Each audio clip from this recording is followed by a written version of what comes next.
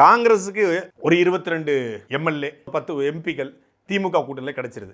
ஒருவேளை தாவேகா கூட கூட்டணி வச்சு காங்கிரஸ் கலங்கானுதுன்னா காங்கிரஸ் தனிச்சு நின்னா பெற வாக்கை விட தாவேகா கூட வச்சா கேவலமா பெறும். ஏன்னா காங்கிரஸும் தாவேகாவும் சேரும்போது ரெண்டையும் சேர்த்தடிப்பதற்கு வசதியா இருக்கும். அதனால காங்கிரஸ் என்ன பண்ணிச்சு, கடையை மூடிடுச்சு. நாம் தமிழர் கட்சியில கூட்டணிக்கு பேச்சுவார்த்தை நடத்தினாங்க. நீ அந்த பக்கம் நிலையில் இந்த பக்கம் நடுவில் இருந்தா லாரி வந்து அடிபட்டு சாவன்னு சொல்லி கடையை மூடிடுச்சு.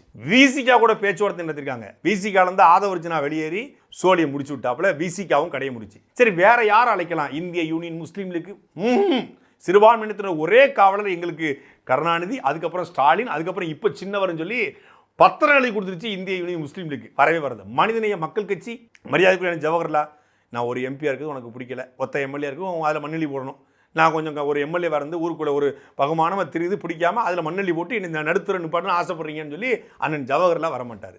சரி, அதிமுக கூட்டணியில் யாராவது வர்றாங்களா, எங்கப்பா அந்த ஆட்டோக்கார தம்பி அப்படிங்கிற மாதிரி அதிமுக கூட்டணியில் இருக்கிற யாராவது பிரிக்கலாம் பார்த்தா அதிமுக கூட்டணியில் இவங்க பிரிக்கிறதுக்கு முன்னாடியே ஒரு கட்சி, அந்த கட்சி தான் நம்ம கூட வரும்னு நம்பிக்கிட்டு இருக்காங்க, அந்த கட்சி ரெண்டா பிரிஞ்சிருச்சு. என்னையா வரும்னு எதிர்பார்த்துக்குள்ள அப்பா மௌனி சண்டையை போட்டு இப்படி தனித்தனியா பிரிச்சிருக்கல, இப்போ எந்த கட்சி நான் சேர்க்கறது அப்படிங்கிற நிலைமைக்கு தள்ளப்பட்டிருக்குது. அதுல அப்பா பையன் 2 பேர்ல யாரோ ஒருத்தர் அதிமுக கூட்டணிக்கும் யாரோ ஒருத்தர் திமுக கூட்டணிக்கும் போறது கிட்டத்தட்ட கன்ஃபார்மான நிலைமை இருக்கு. 2 பேருமே இந்த பக்கம் வர்றதுக்கான வாய்ப்பு 100 விழுக்காடு கிடையாது.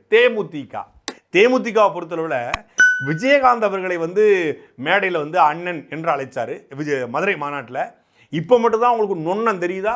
இதுக்கு முன்னாடி நொண்ணம் தெரியலையா? விக்கிரவாண்டி மாநாட்டில் விஜயகாந்த் உடல்நிலை சரியில்லாமல் பார்க்க வந்தீங்களா? குறைந்தபட்சம் எங்கள் அண்ணன் மகன் என்னை அறிமுகப்படுத்தினவர், எனக்காக இலவசமாக பணம் வாங்காமல் செந்தூர பாண்டியில் நடித்து கொடுத்தவர், அவருக்காக அவர் மகனை நான் ஆதரிக்கிறேன். என்னுடைய தாவேகா தோழர்கள் அந்த விருதுநகர் பாராளுமன்ற தேர்தலில் மட்டும் குறைந்தபட்சம் அவருக்கு ஆதரவு கொடுங்கன்னு ஒரு வார்த்தை சொல்லியிருந்தா தேமுதிக கண்ணை மூடிட்டு என் தம்பி விஜய் அப்படின்னு நின்றுருக்கும்.